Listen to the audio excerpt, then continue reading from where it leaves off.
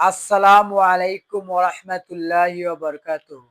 আমার সম্মানিত মুসলমান দিনী ভাই এবং বোনেরা, আপনারা সবাই কেমন আছেন? আজকে আপনাদের সামনে ইসলামিক বিষয় নিয়ে সুন্দর একটি বিস্তারিত আলোচনা করব।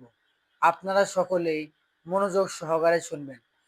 আপনারা যারা আমার ভিডিও দেখেন তাদেরকে বলছি, আমি যে ৩টা জায়গায় মিথ্যা কথা বলা জায়েজ আছে সে বিষয়ে সংক্ষিপ্ত আলোচনা করেছিলাম।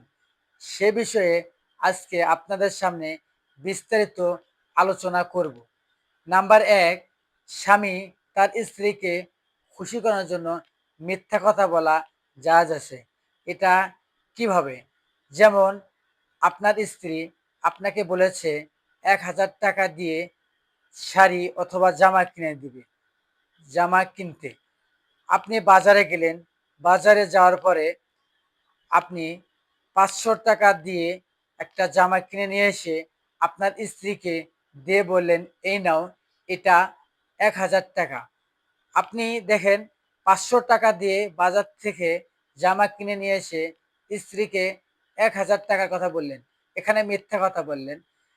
এতে আপনার স্ত্রী যদি সন্তুষ্ট হয়, খুশি হয়, সে জায়গায় অর্থাৎ এ জায়গায় মিথ্যা কথা বলা জায়েজ আছে।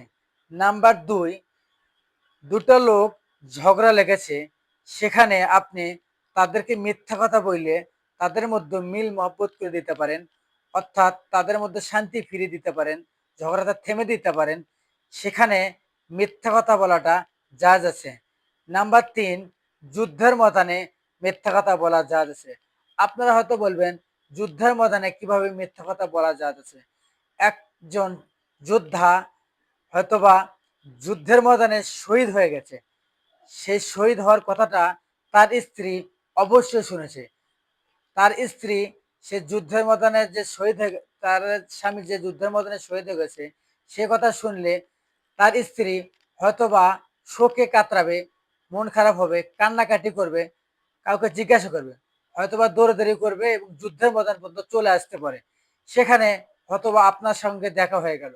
সেখানে আপনার সঙ্গে দেখা হওয়ার পর সে অর্থাৎ শহীদের স্ত্রী আপনাকে জিজ্ঞাসা করতেছে যে, আমার স্বামী কি শহীদ হয়েছে, মারা গিয়েছে?